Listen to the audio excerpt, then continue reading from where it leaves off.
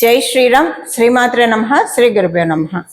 2026 సంవత్సరం ఆగస్టు నెలలో గోచారంలో ఉన్న గ్రహస్థితులు, అలాగే గ్రహస్థితులను అనుసరించి ద్వాదశ రాశుల వాళ్ళకి, ద్వాదశ లగ్నాల వాళ్ళకి ఎలాంటి ఫలితాలు ఉండబోతున్నాయి, గోచారంలో ఏమన్నా విశేష అంశాలు సూచిస్తున్నాయా, గోచారంలో ఉన్న గ్రహగతులు, గ్రహ గమనాలు ద్వాదశ రాశుల వాళ్ళకి ఎలాంటి విశేష అంశాలను ఇస్తున్నాయి, శుభత్వాన్ని ఇస్తున్నాయి, ఇందులో అన్న జాగ్రత్తలు సూచిస్తున్నాయా, ఏమన్నా మార్పులు సూచిస్తున్నాయా, అలాగే గోచర గ్రహస్థితులతో పాటు వాటికి చేసుకోవాల్సిన పరిహారాలతో పాటు మనం అన్ని సహితంగా ఇప్పుడు మాట్లాడుకుందాము. మొదటగా గోచారంలో ఉన్న గ్రహ గమనాలు, గ్రహస్థితులు. మంగళ్ వృషభ రాశిలో సంచారము. మొదటి 2 రోజులు వృషభ రాశిలో సంచారం చేస్తున్న మంగళ్ 3వ తారీఖు నుంచి, ఆగస్టు 3వ తారీఖు నుంచి మిథున రాశిలో మంగళ సంచారం ఉంటుంది. బుధదేవుడు మిథున రాశిలో ఆయన సంచారం 5వ తారీఖు వరకు ఉంటుంది. 6వ తారీఖు నుంచి మిథున రాశిలో నుంచి కర్కాటక రాశిలో బుధదేవుని సంచారం ఉంటుంది. కర్కాటక రాశిలో రవి బుధ గురుల సంచారము, రవి గురుల సంచారము మొదటి నుంచి ఉంది, స్టార్టింగ్ నుంచి. బుధదేవుడు 6వ తారీఖు నుంచి కర్కాటక రాశిలో సంచారం ఉంటుంది. రవి బుధ గురువులు ముగ్గురు కూడా 17వ తారీఖు వరకు కూడా కర్కాటక రాశిలో సంచారం ఉంటుంది. 18వ తారీఖు నుంచి రవి కర్కాటక రాశిలో ఉన్న రవి సింహరాశిలోకి ఆయన సింహరాశిలో పయనం ఉంటుంది. 23వ తారీఖు కర్కాటక రాశిలో ఉన్న బుధ భగవానుడు సింహరాశిలోకి వస్తాడు. కేతుదేవుని సంచారము సింహరాశిలో, శుక్రదేవుని సంచారం, శుక్రాచార్యుల వారి సంచారము కన్యా రాశిలో, కుంభరాశిలో రాహు యొక్క సంచారము, శనీశ్వరుడి సంచారము మీనరాశిలో ఉంది. వక్రించిన శనీశ్వరుడి సంచారము మీనరాశిలో ఉంది. ఇవి గోచారంలో ఉన్న గ్రహస్థితులు. ఈ గోచారంలో ఉన్న గ్రహస్థితులను అనుసరించి ఫలితాలని ఇప్పుడు మనం చూద్దాము. ఫలితాన్ని చూడటానికంటే ముందుగా ఈ మాసంలో గోచారంలో ఉన్న ప్రత్యేక అంశం ఒకటి ఉంది, అది మనం చూద్దాం. కర్కాటక రాశిలో 6వ తారీఖు నుంచి, ఆగస్టు నెల 6వ తారీఖు 2026 6వ తారీఖు నుంచి, ఆగస్టు 6వ తారీఖు నుంచి, అలాగే 2026 ఆగస్టు 17వ తారీఖు వరకు రవి బుధ గురుల సంచారం ఉంటుంది. ఇది చాలా మంచిది. రవి బుధ గురువుల సంచారము కర్కాటక రాశిలో అందరికీ శుభత్వాన్ని సూచిస్తుంది. ఏ విషయాల్లో శుభత్వాన్ని సూచిస్తుందో అది మనం చూద్దాం.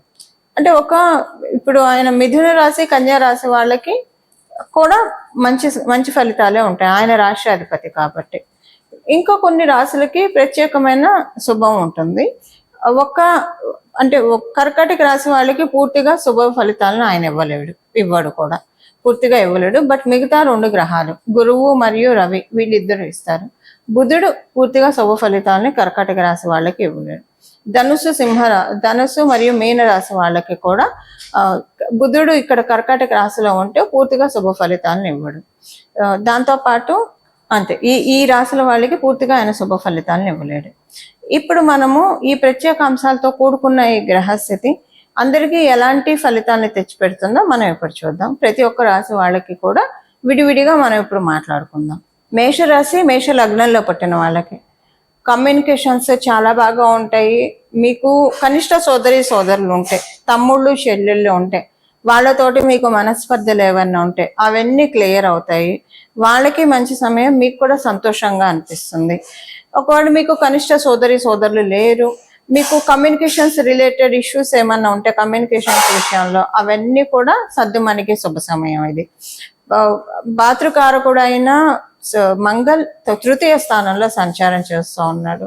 ఇది చాలా విశేషం. అంటే మీకు ఎవరికైనా ఇప్పుడు అంటారు కదా, ఈ పని మన భుజస్కంధాల మీద తీసుకొని చెయ్యాలి అని చెప్పి, అలా కార్యదక్షత చాలా బాగా ఉంటుంది. అంటే ఎఫిషియన్సీ బాగా డెవలప్ అవుతుంది. అన్ని పనులు కూడా చాలా చక్కగా ఎఫిషియెంట్గా అనుకున్న సమయంలో నెరవేర్చుకునే సమయం ఇది. ఆ విధంగా గోచార గ్రహస్థితులు మిమ్మల్ని దీవిస్తూ ఉన్నాయి. మీకు షోల్డర్ పెయిన్, నెక్ పెయిన్స్ ఇలాంటివి ఏమన్నా ఉంటాయి, అవన్నీ కూడా ఈ సమయంలో సద్దుమణగుతాయి. అవన్నీ సద్దుమణగడానికి ఇది చక్కగా ఉంది. గోచారంలో ఉన్న సదావకాశం మీకు ఇప్పుడు కలిగిస్తూ ఉంది. దాంతోపాటు మీకు ఇప్పుడు ఇంకొక స్పెషల్ ఏంటంటే కుటుంబ సభ్యుల మధ్య అన్యోన్యత ఎక్కువగా ఉంటుంది. అంతకుముందు కథ మధ్య మధ్యలో కొంచెం అనిపిస్తుంది, ఎంత అన్యోన్యత ఉన్నా కొంచెం మీకు అనిపిస్తుంది మీరు చెప్పిన దానికి వినకుండా, అలాగని మిమ్మల్ని గట్టిగా అపోజ్ చేయకుండా నాగ్గా వాళ్ళు అనుకున్నది వాళ్ళు చేయించుకుంటున్నారు మీ చేత. ఇదేంటంటే నొప్పించక తానవ్వక తప్పించక తిరుగువాడు ధన్యుడు సుమతి అన్న చందాన మీరు చెప్పింది చెయ్యనని చెప్పరు, కానీ చెయ్యరు. అలాగనే మళ్ళీ మీకు కోపం కూడా రాదు. అయి నేను చెప్పాను ఇది ఇంపార్టెంట్ కదా, చెయ్యట్లేదన్న కోపం కూడా రాదు. అది మీరు నవ్వుకుంటారు. ఇంత చక్కగా అంటే ఇలా కూడా ఇంత క్యాలిక్యులేటెడ్గా ఇంత స్మార్ట్గా కూడా చేయొచ్చా, సరే ఈ పాయింట్ మనం కూడా నేర్చుకుందాం అనని మీరు అనుకుంటారు. ఎందుకంటే సహజంగానే స్ట్రైట్ ఫార్వర్డ్ నేచర్ ఉంటుంది కదా మేషరాశిలో పుట్టిన వాళ్ళకి. సో ఇదొక టిప్పు వీళ్ళు నేర్పిస్తున్నారేమో మీ చుట్టూ ఉన్న వాళ్ళు అని మీకు అనిపిస్తుంది. ఇది కుటుంబంలో ఎక్కువ చూస్తారు మీరు బయట కంటే కూడా. కొంతమంది ఉద్యోగ స్థలంలో వ్యాపార స్థలంలో కూడా చూసే అవకాశం ఉంటే ఉండొచ్చు గాక మీ జన్మ జాతకాన్ని అనుసరించి ఇది ఉంటుంది. దేవగురువైన బృహస్పతి చక్కటి కృపాకరణం ఉంది. విదేశాలు వెళ్ళాలనుకునే వాళ్ళకి అవకాశాలు చక్కగా మెండుగా ఉన్నాయి విదేశాలు వెళ్ళడానికి. అలాగే స్వదేశంలో ఉన్న వాళ్ళకి కూడా చాలా బాగా ఉంది. వివాహ ప్రయత్నాలు చేయాలనుకున్న వాళ్ళకి పూర్తిగా అనుకూలంగా లేదు ఈ మాసము. అందువల్ల వివాహ ప్రయత్నాలు చేయాలనుకున్న వాళ్ళకి ఈ మాసం వరకు మీ జన్మ స్థితిలో బాగా ఉంటే తప్పించి చేయకపోవడమే ఉత్తమము. అలాగే మీ లైఫ్ పార్ట్నర్, జీవిత భాగస్వామి, ఒకవేళ మీరు వ్యాపారులు అయితే వ్యాపార భాగస్వామి, మీ ఇద్దరి మధ్య ఇది 2 waysలో ఉంటుంది. అసలు మీ ఇద్దరి మధ్య అస్సలు సఖ్యత లేదను, సఖ్యత అంటే డిఫరెన్సెస్ ఎక్కువగా ఉన్నాయి, అస్సలు సఖ్యత లేదు, ఇన్నాళ్ళు పెళ్లి చేసుకున్నామన్న పేరుకే కానీ ఒకరోజు కూడా సంతోషంగా ఉన్నది లేదు అన్న కోవలకి, లేదా ఒక్కొక్కసారి పెళ్లి చేసుకొని కొన్నాళ్ళు బాగుంటారు, ఆ తర్వాత చాలా అగాధం ఏర్పడిపోయి కొన్నాళ్ళు అలానే ఉండిపోతారు. ఈ 2 కోవల్లో మీరుంటే మీకు ఇప్పుడు చాలా బాగా ఉంటుంది. మీ జీవిత భాగస్వామితో చాలా అంటే ఎంత హ్యాపీ మూమెంట్స్ ఉంటాయి, ఎంత స్వీట్ మూమెంట్స్ ఉంటాయి. అలా కాదు మీరు అన్యోన్యంగానే ఉన్నారనుకోండి ఇప్పటిదాకా కూడా, కొన్ని లేదా న్యూట్రల్గా, మరీ అన్యోన్యంగా కాదు అలాగని మరీ దెబ్బలాడుకోరు, అలా వెళ్ళిపోతూ ఉందన్న కోవలో మీరుంటే కనుక కొంత చిన్న చిన్న డిఫరెన్సెస్ ఉంటాయి. కానీ అది సైలెంట్ వార్స్ అంటారు చూసారా, అలాంటివి ఈ మాసంలో మీరు చూస్తారు. బట్ ఎవరికైనా సరే ఫైనాన్షియల్ మ్యాటర్స్లో కొంచెం మీ కుటుంబం వారితోటి సైలెంట్ వార్స్ కొంచెం జరుగుతాయి ఈ మాసంలో. తర్వాత ఈ మాసం అయ్యాక ఇవేవి క్యారీ ఓవర్ అవ్వవు నెక్స్ట్ మాసంలోకి, రాబోయే మాసంలోకి. ఇదంతా కూడా ఈ మాసంతోనే ఎండ్ అయిపోతుంది.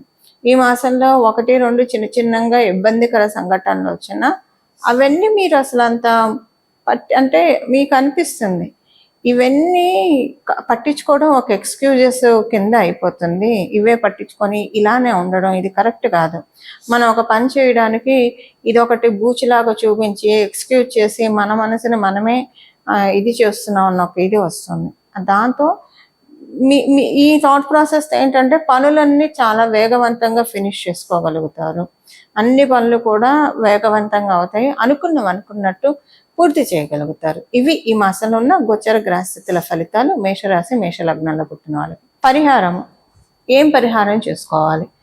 ఇప్పుడు మనము ఫలితాలు తెలుసుకున్నాము, దీనికి తగ్గట్టు పరిహారాలు ఏం చేసుకోవాలో ఇప్పుడు మనం చూద్దాము. కర్కాటక రాశి మెయిన్గా మనకి ఇప్పుడు పరిహారం చూడాలి.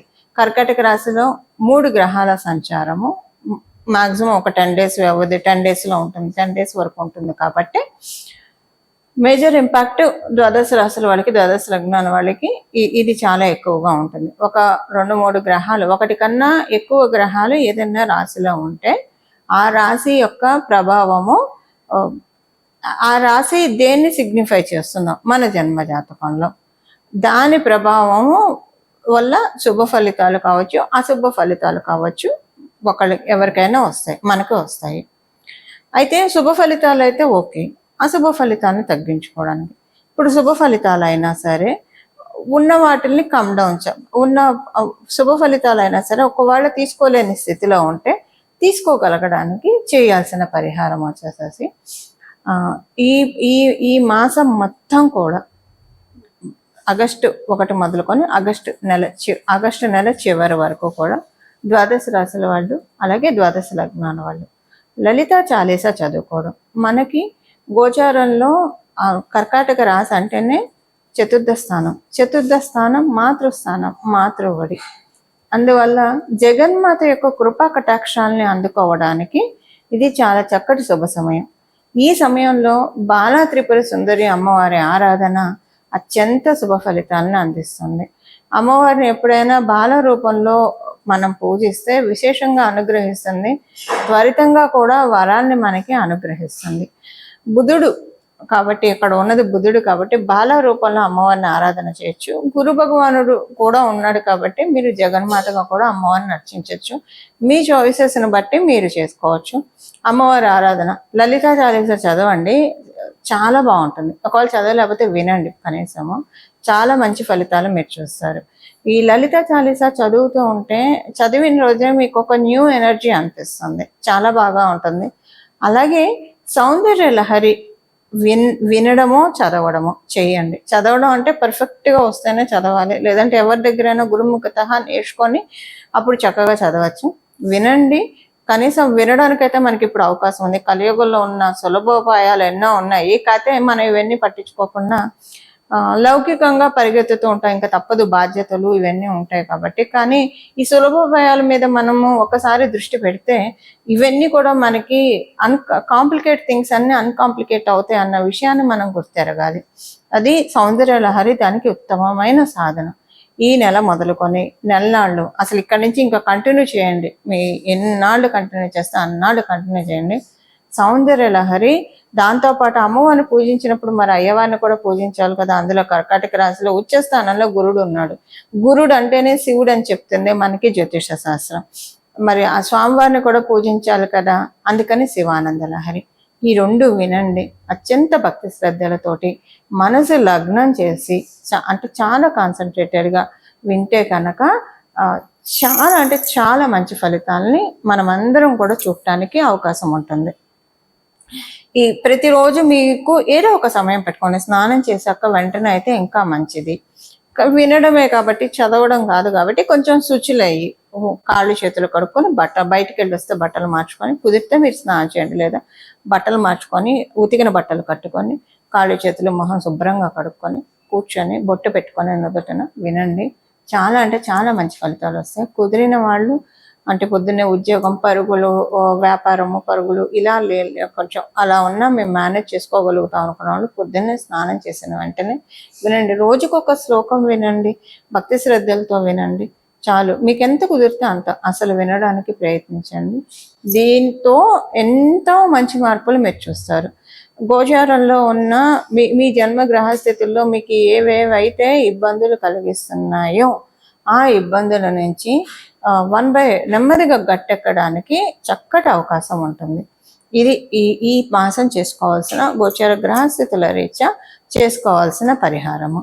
ఇలా మనందరం కూడా జగన్మాత మరియు మహాదేవుడు ఆశీస్సుల్ని పరిపూర్తిగా అందుకోవాలని చెప్పి మనస్ఫూర్తిగా ప్రార్థిస్తూ, ఇంకొకటి దీంతో పాటు ప్రతిరోజు విష్ణు సహస్రనామం పారాయణం చేస్తే చాలా మంచి ఫలితాలు వస్తాయి. విష్ణు సహస్రనామం చదవండి లేదా వినండి, ప్రతిరోజు చేస్తే కనుక అత్యద్భుతమైన ఫలితాలను తీసుకోవడానికి అవకాశం ఉంటుంది. ఇలా మనం అందరం కూడా భగవంతుడి కృపా కటాక్షాలకి పాత్రలం అవ్వాలని చెప్పి మనందరి తరఫున మనస్ఫూర్తిగా శరణు వేడుకుంటూ మంగళం. నమో భగవతే వాసుదేవాయ.